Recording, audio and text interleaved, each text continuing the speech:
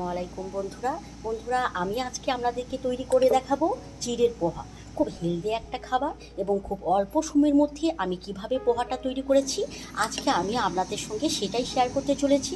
তো বন্ধুরা শেষ অবধি আমার ভিডিওটা দেখবেন, অবশ্যই আমাদের পাশে থাকবেন, সাথে থাকবেন। দেখুন কিভাবে আমি স্টেপ বাই স্টেপ চিড়ের পোহা তৈরি করি। এখানে দেখতেই পাচ্ছেন আমি কিন্তু এখানে 200 গ্রাম চিড়ে এখানে নিয়ে নিয়েছি। তো এখানে আমি দিয়ে দেবো পানি। তো পানিটা এখানে দিয়ে দেবো। তো পানিটা দেওয়ার পরে এখানে দেখতে পাচ্ছেন পানিটা দিয়ে দিয়েছি। দেওয়ার পর বন্ধুরা এটাকে আমি সঙ্গে সঙ্গে ভালো করে ছেঁকে নেব। এটাকে কিন্তু পানি দিয়ে ভিজে রেখে দেবেন না, তাহলে কিন্তু পোয়াটা খুব একটা ভালো তৈরি হবে না। সঙ্গে সঙ্গে পানিটা দেওয়ার পরে চিড়েটাকে কিন্তু সঙ্গে সঙ্গে তুলে নেবেন। চিড়েগুলো দেখতেই পাচ্ছেন আমি কিন্তু ভালো করে পানি দিয়ে ধুয়ে তুলে নিয়েছি, দেখতে পাচ্ছেন। তো এর মধ্যে আমি দিয়ে দেবো স্বাদ অনুযায়ী লবণ, আর দেব সামান্য পরিমাণে হলুদের গুঁড়ো।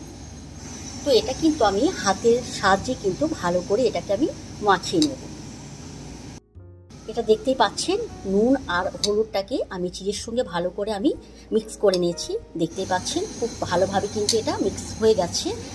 এরপরে বন্ধুরা আমি যে পোহাটা তৈরি করব, আপনারা ভাবছেন কি করে করব, তার জন্য কিন্তু বন্ধুরা আমার ভিডিওটা পুরো দেখতে হবে কিভাবে আমি স্টেপ বাই স্টেপ পোহাটা তৈরি করছি। তো চলুন বন্ধুরা, কড়াইটা বন্ধুরা আমি চাপিয়ে দিয়েছি। এখানে দিয়ে দেবো সরিষার তেল। তো এখানে কিন্তু বন্ধুরা আপনারা সাদা তেল দিয়েও কিন্তু করতে পারেন, আর আমি বন্ধুরা সাদা তেলে গন্ধটা নিতে পারি না, খুব একটা ভালো লাগে না, তাই আমি এটা সরিষার তেল দিয়ে তৈরি করছি বন্ধুরা। তো তেলটা গরম হয়ে গেলে বন্ধুরা আমি এখানে দিয়ে দেবো বাদাম। তো দেখতেই পাচ্ছেন তেলটা কিন্তু গরম হয়ে গেছে। তো আমি এখানে বাদামটা দিয়ে দেবো।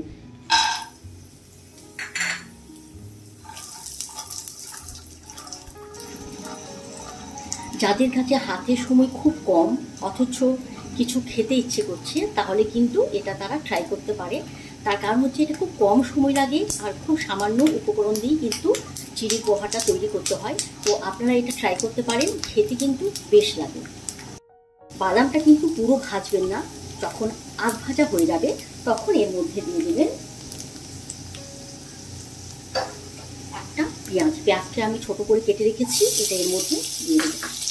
তো পেঁয়াজ আর বাদামগুলোকে আমি ভালোভাবে একবার মিক্স করে নেব।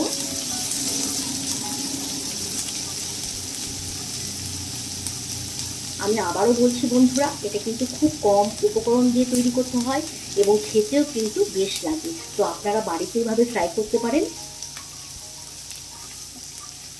চাইলে আপনারা কিন্তু আপনাদের বাচ্চা, ছোট ছোট বাচ্চা যদি থাকে তাহলে টিফিনেও কিন্তু এটা ওদেরকে দিতে পারেন। তো দেখতেই পাচ্ছেন পেঁয়াজ আর বাদামটা কিন্তু এখানে আধ ভাজা করে আমি ভেজে নিয়েছি। তো এর মধ্যেই আমি দিয়ে দেবো 2 চামচ আমি সর্ষে নিয়েছি, কালো সর্ষে। আপনারা অবশ্যই কালো সর্ষে এখানে দিবেন। কালো সর্ষে দিলে পারে কিন্তু দেখতে কিন্তু বেশ লাগে বন্ধুরা। তো আমি আবারও সমস্ত উপকরণ একবার ভালো করে আমি নাড়িয়ে চাড়িয়ে নেব।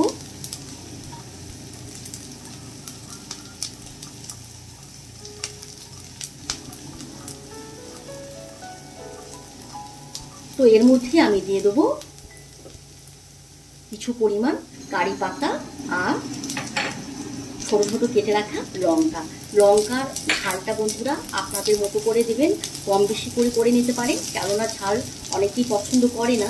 তো সেক্ষেত্রে আমরা ঝালটা কিন্তু আপনাদের মতো করে কম বেশি করে নেবেন। তো আমি আবারও সমস্ত উপকরণ একবার ভালো করে নাড়িয়ে দেব। দেখতেই পাচ্ছেন বন্ধুরা খুব ভালোভাবে কিন্তু এটা তৈরি হয়ে যাচ্ছে। আর বন্ধুরা আমি এখানে কিন্তু হলুদ আর লবণটা কিন্তু দিলাম না, তার কারণ হচ্ছে আমি চিড়ের মধ্যেই হলুদ আর লবণটা দিয়ে প্রথমেই আমি মেখে রেখেছিলাম, তার জন্য কিন্তু এখানে আমি কোনো হলুদ লবণ ইউজ করলাম না। তো এটা বন্ধুরা তৈরি হয়ে গেছে। তো এর মধ্যে আমি দিয়ে দেবো মেখে রাখা চিড়ে। এটা আমি এর মধ্যে দিয়ে দেবো। দিয়ে দেওয়ার পর বন্ধুরা আমি সমস্ত উপকরণগুলোকে ভালো করে মিক্স করে নেব। এখানে কিন্তু বন্ধুরা আপনারা চাইলে চিনি সামান্য পরিমাণে দিতে পারেন, আমি কিন্তু এখানে চিনি ইউজ করলাম না। তার কারণ আমার যে ছোট ছোট দুটো বাচ্চা রয়েছে ওরা কিন্তু চিনিটা খুব একটা পছন্দ করে না, তো সেই জন্য আমি কিন্তু চিনিটা স্কিপ করলাম।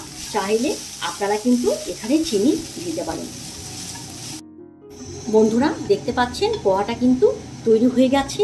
তো বন্ধুরা আজকে আমার রেসিপিটা আপনাদেরকে কেমন লাগলো অবশ্যই লাইক করবেন, কমেন্ট করবেন, আমাকে জানাবেন যে আমার আজকে রেসিপিটা আপনাদেরকে কেমন লাগলো।